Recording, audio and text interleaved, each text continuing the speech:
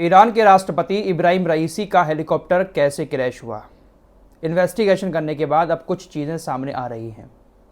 वजह बताई गई है इन्वेस्टिगेशन टीम के प्रमुख की तरफ से, साथ ही साथ जो 2 हेलीकॉप्टर और उड़ रहे थे उसमें जो लोग मौजूद थे उनके पायलट ने भी क्रैश होने की वजह बताई है। सारी चीज़ें आपके सामने रखेंगे, लेकिन पहले आपको बता दें, इजराइल के प्रधानमंत्री नेतन्याहू की मुश्किलें अब बढ़ना शुरू हो चुकी हैं। ये बात कोई ऐसे ही नहीं है, बल्कि वाकई में नेतन्याहू अब बुरी तरह से फंसने लगा है। इंटरनेशनल क्रिमिनल कोर्ट, उसके न्यायाधीश कल जुमे के दिन फैसला सुनाएंगे। हमास के 3 नेता, इजराइल के 2 नेता बेंजामिन नेतन्याहू और योब गैलेंट, इनके खिलाफ कल अरेस्ट वारंट जारी कर दिया जाएगा। हमास के नेताओं पर आरोप लगे हैं कि उन्होंने मानवता के खिलाफ अपराध किया है, इजराइल के नागरिकों को बंधक बनाया है, इसलिए वो अपराधी हैं और उनके खिलाफ अरेस्ट वारंट जारी होगा। यही आरोप बेंजामिन नेतन्याहू और इजराइल के डिफेंस मिनिस्टर योब गैलेंट के ऊपर भी लगाए हैं। कहा गया है कि इन्होंने भुखमरी को हथियार के रूप में इस्तेमाल किया, गाजा के अंदर बड़े पैमाने पर मासूम लोगों का नरसंहार किया, इसलिए ये भी मानवता के अपराधी हैं। तो कल जुमे के दिन इन सभी लोगों का अरेस्ट वारंट जारी कर सकता है इंटरनेशनल क्रिमिनल कोर्ट।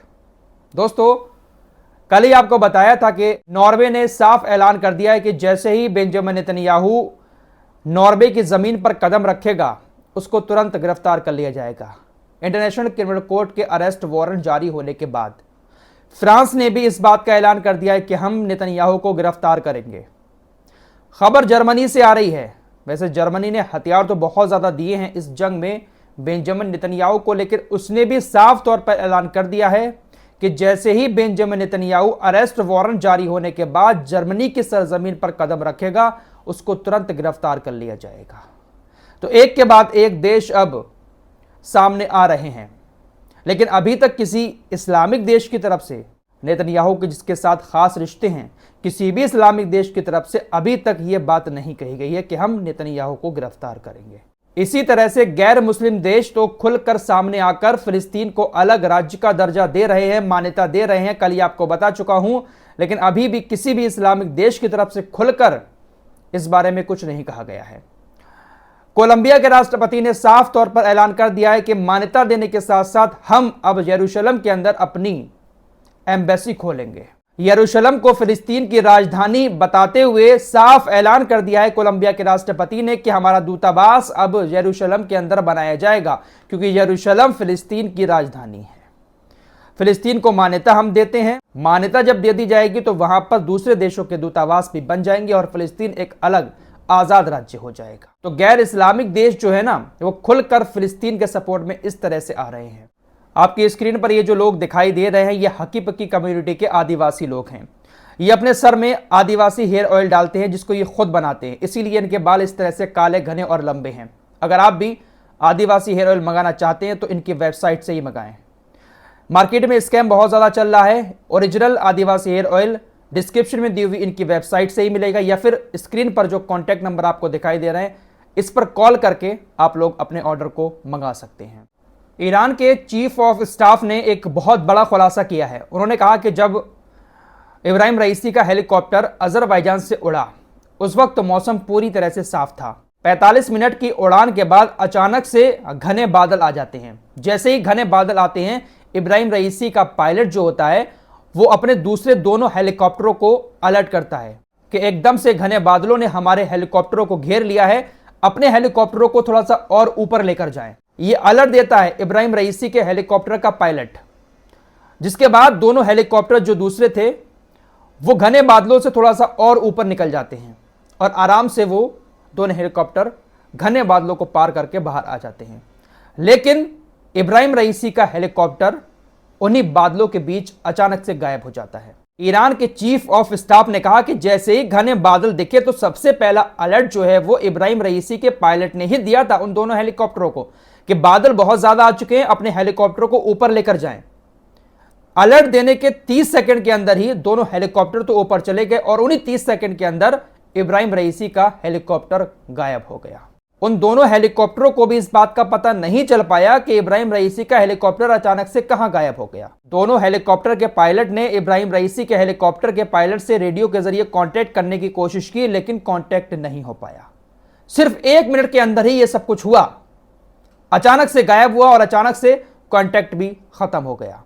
इब्राहिम रईसी का हेलीकॉप्टर जहां पर क्रैश हुआ था वहां पर अब बहुत सारी इन्वेस्टिगेशन चल रही है।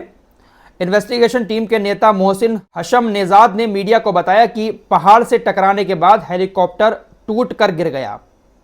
2 लाशें गंभीर रूप से जल गईं, एक शरीर आंशिक रूप से जल गया और एक शरीर को गंभीर चोटें और फ्रैक्चर हुए। क्रू मेंबर्स को सबसे ज्यादा नुकसान हुआ। हेलीकॉप्टर से थोड़ा आगे जमीन पर तबरीज के इमाम का शव मिला, जिनकी मौत बहुत ज्यादा ब्लड निकलने की वजह से हुई। फिलहाल इन्वेस्टिगेशन अभी भी जारी है। लोगों को शक है इस बात का कि इसके पीछे किसी ना किसी का हाथ तो है, क्योंकि ऐसी भी चीजें बहुत ज्यादा चल रही हैं। शामी आपको बताया था कि जो 19 मई का सैटेलाइट का वेदर अपडेट था उसको हटा दिया गया है। क्यों हटाया, इसकी वजह सामने नहीं आई है। क्या वाकई में उस दिन मौसम खराब था या खराब कराया गया था? इन्हीं सारी बातों की जांच करने में ईरान और रूस की एजेंसियां लगी हुई हैं। एक अपडेट ईरान से आ रहा है कि मोसाद ने एक बार फिर से ईरान के अंदर हमला किया है। ईरान में लोरेस्तान प्रांत में ईरानी खुफिया सेवा के प्रमुख की हत्या कर दी गई है और इसके पीछे मोसाद का हाथ बताया जा रहा है। इजराइल ने ईरान को चोटें बहुत सारी दी हैं। इससे पहले भी कई सारे जनरल को, वैज्ञानिकों को इजराइल मार चुका है।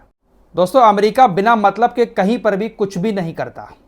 आपको पता ही है कि गाजा के किनारे समुंदर में अमेरिका ने एक बंदरगाह बनाई है।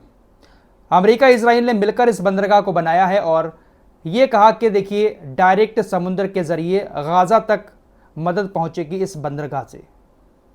जो देश गाजा की मदद करना चाहते हैं वो डायरेक्ट इस बंदरगाह के जरिए गाजा तक मदद पहुंचा सकते हैं। बीच में इजराइल का कोई भी रोल नहीं रहेगा।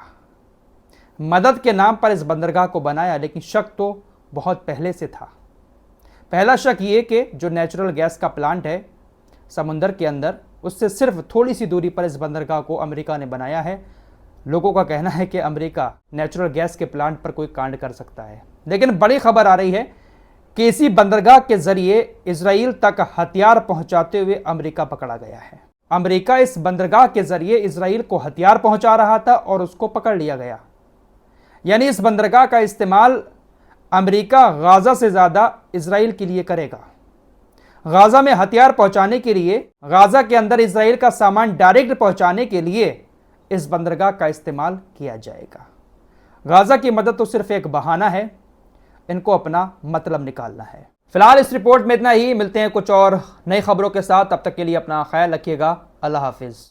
ओरिजिनल आदिवासी हेयर ऑयल खरीदने के लिए उनकी वेबसाइट का लिंक मैंने डिस्क्रिप्शन में दे दिया है, आप लोग वहां से जाकर खरीद सकते हैं।